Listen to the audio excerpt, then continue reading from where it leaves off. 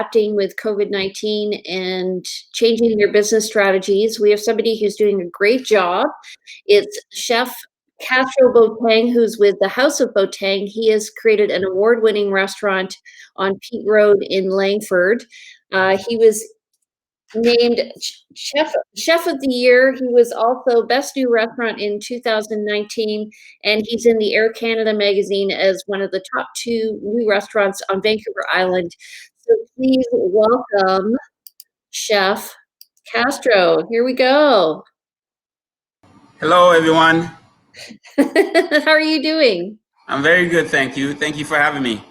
No problem. So, first of all, let's hear your background. How did you get into becoming a chef, and what made you want to start your own restaurant? Well, I'm originally from Ghana, West Africa, and I grew up in Toronto. I never came from a line of cooks, but I've always enjoyed the lifestyle of a cook. During my high school years, I got a job as a dishwasher at a hotel, and I really fell in love with just the whole idea. It was almost like looking at a rock star for me. But what made it more interesting is when I found out that you can travel. So I ended up doing my schooling in Ontario. And then after that, I just decided to travel. And I've been traveling for the last 20 years. And it's brought me to so many beautiful places. Food has brought me so much joy because it brings me back to my childhood, being in Africa, where everything we did was a celebration of life, music, and it always revolved around food. So becoming a part of this community has really brought me to a sense of pride of how I was raised, and I've never looked back ever since. So, I'm from Toronto too. Where did you grow up in Toronto? I grew up in the West End, Martin Grove and Eglinton. I absolutely just love the city of Toronto. I love the food there. the, you know, we always used to say in Toronto, you can go to 10 different countries in one afternoon because there's so many different places to enjoy and try food. And I remember the last time that I was there, I felt like had a passport to travel through the world. I was able to eat at literally over 10, 12 different countries in one afternoon. And it's just such an amazing place to with the culture for food. So actually, when I was growing up, my mom helped organize a thing called Caravan, which was all about visiting different countries with a passport and eating food. And we always were in the Welsh one because my mom's Welsh, and they had the most awful food. But I ended up working there in different places for the Caravan organizers, and it was interesting. And same thing, I just love. I find the food there very authentic. So, actually, just let me ask you a question. When you travel, do you do a food tour? Is that one of the main things that you do when you arrive somewhere? You know what? Ever since I've been in cooking, everywhere I've traveled, food has always been a huge part of it. And luckily, my wife is a foodie. She loves going out to restaurants. So everywhere we go, it's usually revolved around somewhere food. It's in my house. I'm not allowed to pick the restaurants because apparently I don't pick the best restaurants. My wife gets to pick all the nice restaurants, but we do get a chance to go to really some special places. Cool. Well, I'm an Edie, and I've been to your restaurant. I'm not and I've quite liked it. But you have kind of unusual hours in your restaurant. You don't do a lot of dinner, right? Yeah, well, when the restaurant was open, we were only open for breakfast and lunch, and we wanted to have a place where we can host these specialty dinners. So in the evening, we host all our dinner parties, and it's just a chance for us to really bring the community together. One of the goals of this restaurant is to be a hub for new members that's moving to the island. I feel like when we came here, we had that same. It was very tough to connect with people. So we wanted to have a place where people can connect. And by having these dinner parties where you're going to be meeting new people, it allows them to do that. And then we can focus more on the breakfast and lunch crowd. Right. And actually, that's what I was there for. But I have heard that you're one of the top. And Victoria is known for its brunches. So I have a few questions for you, though. Yeah. How have you, so first of all, what is your menu? Let's just talk about that. What's the menu that you're offering? Our menu it was celebrating the heritage of West Africa and Caribbean with local influence. The Pacific Northwest is where we are. It's the place that you can be outside 8 to 10 months of the year. You can forage food. You can grow food. Like even last year, we were starting our garden in February. That's unheard of in Canada, and to be able to do that, so we really focus on trying to get as much local foods that we can, but to bring it back to where I grew up, bring it back to the flavors and the spices that I grew up with. So there's a lot of African influence in there. And then I've also lived in the Caribbean as a part of my travel, so we bring a lot of Caribbean flavors in there. But it's just a mixture of just very very flavorful food. So I'm just looking here at some of the menus that you offer. You also do a lot of catering as well, right? Yes. So originally, we actually started off as a catering company. We, we've been running the catering company for 8 years now. And 2 years ago, we decided the community where we live in Langford needed something a bit more. So we branched out and opened a cafe to be a part of the catering. And it's worked out really well where now the catering is getting busy from the cafe guests, and then also the cafe guests is also utilizing the catering more. Right. And I've checked out your website and you've got some awesome looking menus. And I can see I can see a West African influence and it looks yummy. I've also been to some events where you've catered them. And, I have to admire you. One thing I like about you is you don't care about being the center of attention, which is really nice. And you let the food speak for itself. Well, So I've had like the last 8 years, so many fantastic people working with me, and when you have so many people that pour their livelihood in your business, they spend so much time in what you do. You got to highlight them. So we really focus on the gathering place. That's kind of one of our thing in this restaurant is the gathering place where our staff are a huge part of what we're doing in terms of making this place what it is. My wife and I had just a great idea at one point, but our staff is the one that's really has brought it into light, and we're so grateful and thankful for what they do for us every day. So we do gotta highlight what they're doing. yeah, and one thing actually, I've met your I can't remember his name with the beard and the glasses. Enough times that I remember him at your place. Chris. Chris, right. Yeah. And so like loyalty obviously is an important part of business.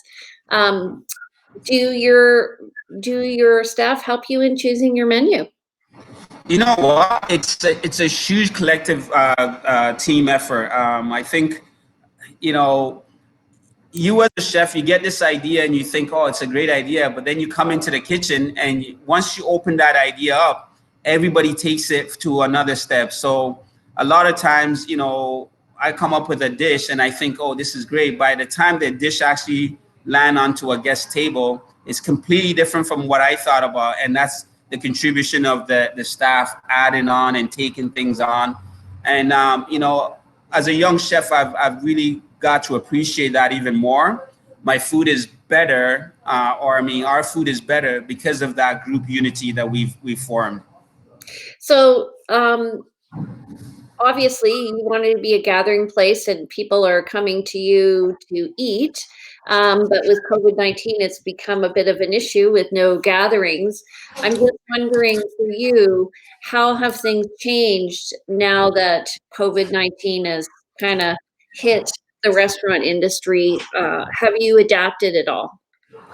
It's a huge difficult time for our industry. I mean, we went from all of us, in January, February, March, where it's our quiet time, planning, organizing, getting ready for the season. And then as soon as that time was coming, all of a sudden, within a matter of 3 days, everybody was closing. And some of us are never going to be able to come back in operation. For us, we decided to take a different route. We decided to close for a bit, give ourselves a little bit of time, figure out what the community needs, figure out what we need as a business, and put something together. So we come up with a plan of doing meals to go. Yeah. A lot of the people in our neighborhood and our network are families that are aren't gonna have that much time on their hand because they're either homeschooling their kids, trying to balance work. So we decided to do this for them, and then for also our older clients who maybe might not be in the best of health and they don't want to be going outside every day. So this allows them to have 4 or 5 meals that they can put some in their freezer, so they don't have to be going to the trips all the time. So a part of our thing is it's creating this almost a pantry where you can come and get some specialty grocery items. You can get some wine, you can get some meals to go, coffee, a lot of different dressings. So it almost, we become the cornerstone of the neighborhood, where you can pick up a bunch of items and not have to go to different 3 or 4 stops, and you can get all that here so you can head back home. Okay, that's much more than I thought it was. I was thinking you were doing kind of meals to go, but you sound like you're very comprehensive in what you're offering people. Well, we looked at our situation, and one of the things that we kept on hearing is, support local, support local. So our approach was, well, we need to support local ourselves. If we set up a pantry and we have local gins here, local wine, local beer. As this afternoon, I was setting up a little studio for an artist, one of our local artists here, to have some of her stuff in here. Next week, we have our farmer is going to be bringing some of her stuff in here. So we just want to be a community hub. So our suppliers, they don't lose what they have too, right? If they funnel all that in here, it allows our guests to be able to at least grab 3 or 4 items that they can take from here and not have to be running around trying to go and pick up these specialty items. I know it's a tough time for everybody, but we still got to eat well. So we're hoping that we can allow people to still have good meals and have a good bottle of wine with them. Okay, so we have some comments here in our studio. Kim Black Holly says the food is amazing. The hippie Benny is my fave. Love a little stinging nettle. Hey Kim, guess what? We on Monday, our forager Lance Staple went out and brought us 20 pounds of stinging nettle, and we made stinging nettle pesto. So even now that we don't have the hippie Benny, but you could still buy stinging nettle pesto from here, and I'll teach you how to make your own hippie Benny at home. Okay, and Daniel Ross writes, Castro, what's up, buddy? Looking good. Thanks, buddy. Good to see you too, my man. And Miriam Burns says you're the best chef in town, and I know she is a foodie. So that's high praise coming from her. So now we're coming up to a big weekend here, and Easter. A lot of people use food to get together. Obviously, they can come to you. What do you have to offer them for this coming long weekend? So Easter is a favorite time of the year for our family. The kids love to have all their friends over, and we do our Easter hunt. Unfortunately, we can't do it this year, but we decided how nice would it be for the family to have an Easter brunch. We're known as a good brunch place. So we've put together an Easter basket where you're going to have your Charlotte mimosa. Charlotte has come up with this beautiful mimosa with raspberry lemonade. And some sparkling wine. We have our French toast, banana bread French toast. We got our local eggs that's gonna come with it. We got a Glenwood chicken sausage that's gonna come with it. We got roasted potatoes. We got Chef Moto's granola. So you got this huge, beautiful basket for you to be cooking as a chef. All this stuff is gonna be prepared and made for you. And all you got to do is heat it up and plate it, and then take the credit for it. So going really, really quick. So I advise, if you're interested in the basket, get on to our Facebook. You can order it through online on there. Okay, and what is your, I'm gonna add it in here, what is your Facebook? Facebook is House of Boateng. Oh, House of Boateng, okay. Yeah, or even our website. You can go to houseofboateng.ca and follow the link there, and you'll be able to pre-order. Okay, and when do they have to, .ca, did you say? .ca, yes. And when do they have to, order by? Well, we're taking orders until Friday night for Saturday. We'll close on Sunday because we want to be able to spend some time with our family, ourselves, and also have Easter brunch. But yeah, so you can place an order tonight online. You can place an order by phone tomorrow between 10 and 4, and then the pickups is all Friday and also Saturday. And what's your number? 250? Our number is 778. Oh, sorry, 778? 432 Mm-hmm. 233. And we've also mobilized our delivery, so we're going to be delivering out tomorrow and on Saturday. For those that can't Okay. Okay, and let me just get this in here. Okay. Okay, and how many people does that feed, and how much does it cost? It feeds 4 people, and it costs $20 per the basket. Sorry, it costs $100 for the basket. Okay, $100 for 4 people. For 4 people. And that includes your drink, which is your mimosa. Yes, it includes everything in there. Your mimosa, you got your eggs, you got your French toast, you got Glenwood chicken sausage, you got breakfast potatoes, and then you got your nice parfait. Oh, right, with your yeah, with your granola. Yeah. Yes. Okay, awesome. Okay, and then going forward, if people want to order a meal from you, how do they do that during the week? During the week, we're open from Wednesday to Saturday, and you can order the meals through, again, on our website. You just follow the link from our website or on our Facebook, or you can call us. You can call us between 11 and 4 for a phone call order. And it's always best to order the day before, so we make sure that we have you stock up because we're prepping everything freshly every day.